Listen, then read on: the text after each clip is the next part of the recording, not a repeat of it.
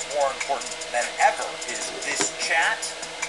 And we've been listening to you and asking the questions like, is Dan Bongino still employed at the FBI? He said he was going to quit unless Pam Bondi was thrown out. But it turns out that Dan is employed at the FBI. And that the process of disclosures, special counsels, ladies and gentlemen, and the full force of the federal government releasing the Epstein files has now hit a fever pitch inside of the administration. And President Trump just made a massive announcement moments ago that will change absolutely everything. I'm not sure that he wanted to make this announcement. It doesn't seem like he's in a particularly good mood about Epstein today. But nonetheless, here we are. Ladies and gentlemen, just a few days ago, some people lambasted us for hopium and copium by calling our federal law enforcement sources, people at the very top, who told us, listen, you should expect more disclosures on Epstein. There's been a dramatic change in approach. Very powerful people inside the administration are pushing for a special counsel, full press briefings on Epstein findings, and so on. And this is because of our voices that cannot be ignored.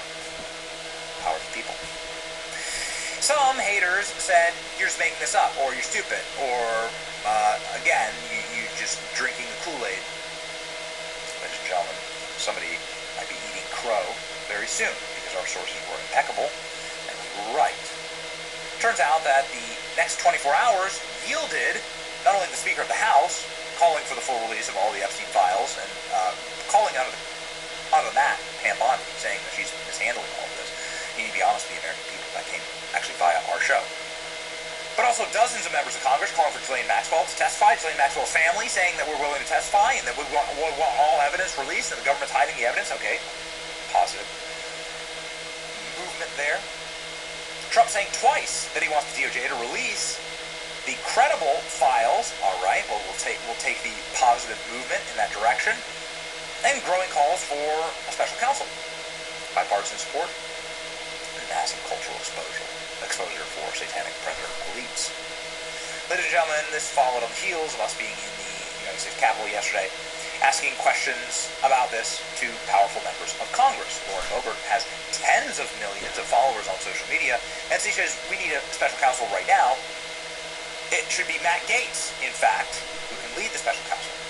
Ladies and gentlemen, lo and behold, as of reporting this very second, President Trump, in an interview that is about to be dropped later today, has said, I will appoint a special counsel.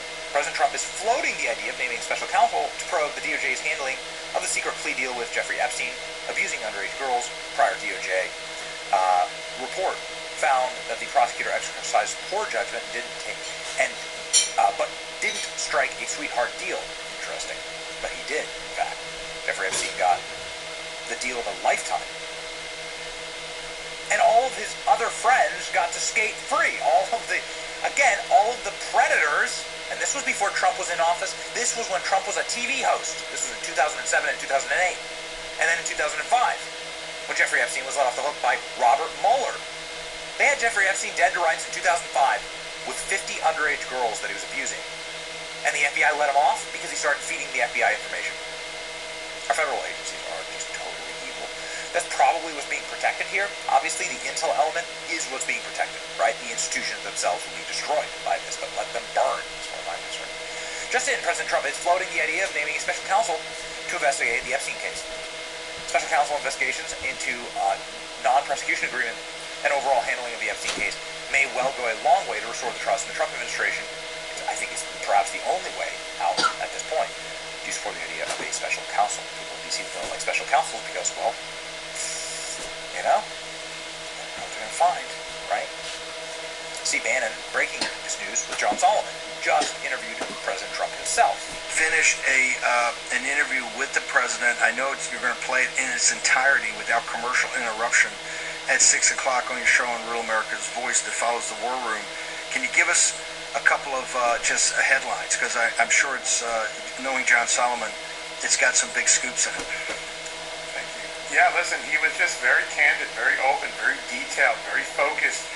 Let's start with the big thing. He clearly learned in the last few days about the grand conspiracy case that Kash Patel at the FBI opened. He embraced it. He said, I like it. It's a good approach. I didn't know about it until you report it on, and I shouldn't need to know about it. But it's the right approach of looking at the last decade of going after conservatives as a criminal conspiracy. He said he was open to a special prosecutor, and he said that special prosecutor should just take a look at Epstein and make sure there's nothing there to give the American public a little more latitude, a little more confidence that we're not hiding anything. I'm not hiding anything. We have nothing to hide.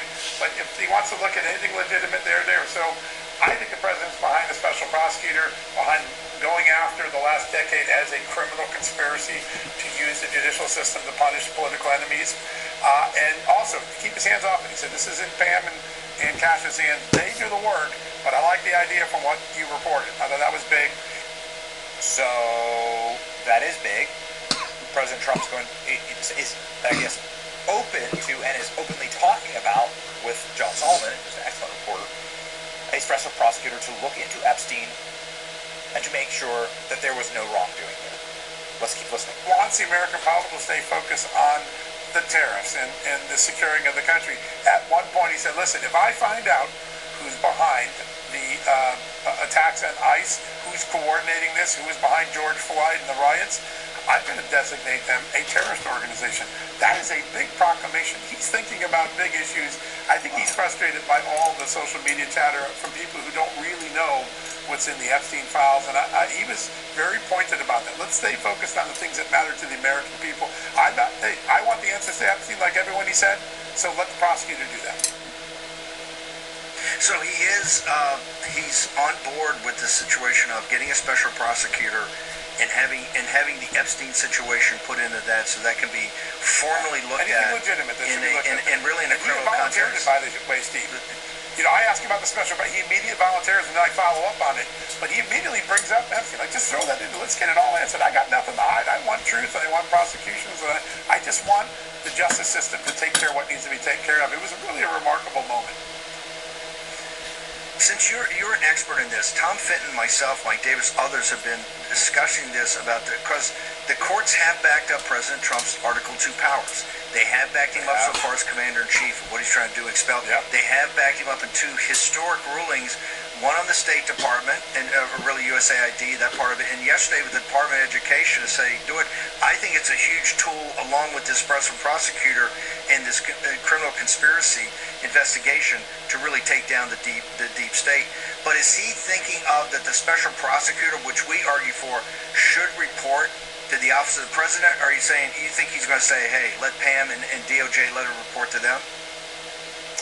I think he'll use the mechanism that's currently in the law. Like, listen, what's really interesting about the president, he doesn't, unlike Joe Biden, who wanted his finger in the dirty drink to go after Donald Trump, right? The White House 6, the National Archives. Donald Trump's like, I trust the system. I trust the people I got in there to get this done. Sure, we made a few missteps here and there, but I believe we can do this in the current law and do it right without any politics, just with the facts and the evidence. And I just want the American people to have the truth. And if someone committed a crime, to be prosecuted. It's really remarkable how hands-off the president is in terms of, I don't want to meddle with the system. I just know the right thing for the American people is transparency, accountability, and then let's shrink this government so it's not in our face anymore going forward. I love this position. This is obviously the right position to be in now. We didn't ask for this. We didn't release the memo. If it were to be done 1,000 times over, I would argue that this is the worst conceivable way to have handled this Epstein issue. There are so many permutations of this that would have been, I think, more respectful to the dialogue and would have not perhaps led to the nuclear radioactive meltdown that the issue has turned into. But now, with the questions at hand, you've sort of forced the issue, and not because of us, but because of the administration's handling it. And so good. Again, this is a positive response. President Trump preparing to appoint a special counsel to investigate DOJ's secret plea deal shielded Jeffrey Epstein from serious punishment. Trump reportedly does want arrests made, even if public statements says otherwise. Very interesting. So he's on board with a special prosecutor, Solomon. He immediately volunteered it and then followed up on it. But he immediately brought up Epstein, and it's just like, let's throw that into it. Let's get it all answered. Nothing to hide. I want the truth. Well, that's the message. Man, that's the message. Trump is clearly still very upset about this on Truth Social. He's calling the Epstein files BS. He said that before. And then he's saying people that care about this are weaklings.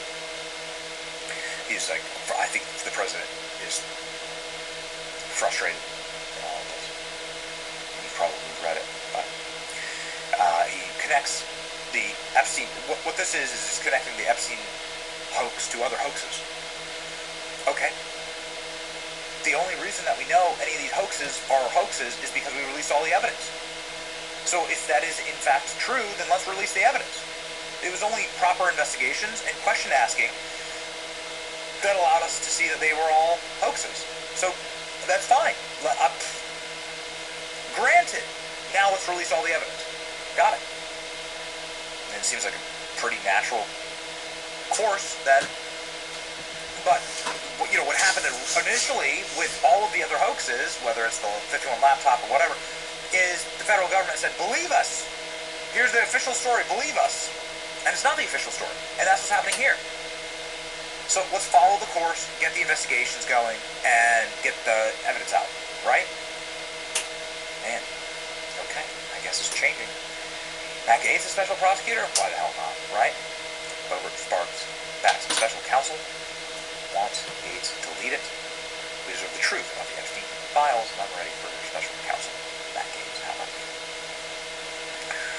Well, that's right. We've had many experts on the show calling for special counsel. Why the hell not? President Trump says people demanding Jeffrey Epstein files be released are stupid and foolish.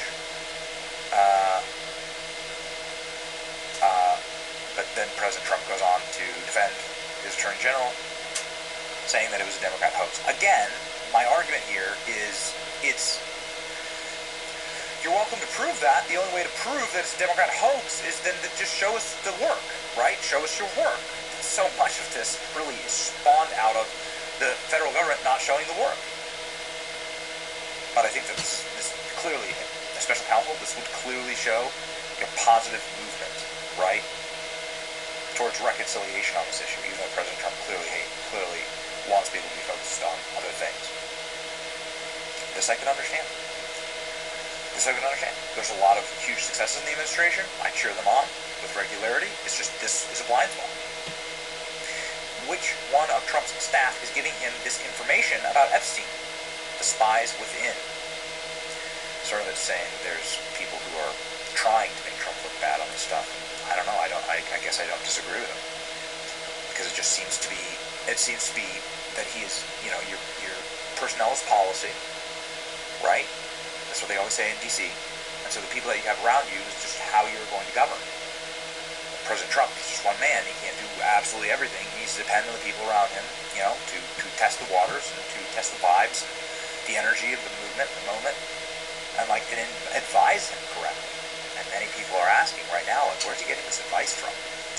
A special counsel would be great advice. We totally encourage that and endorse it. And yeah, why the hell not? Matt Gaetz. That's pretty great. Yeah. What do you think about that, ladies and gentlemen? Special counsel? Oh yeah. It's your boy Benny. Like, share, and subscribe. And remember, your voice is very, very powerful.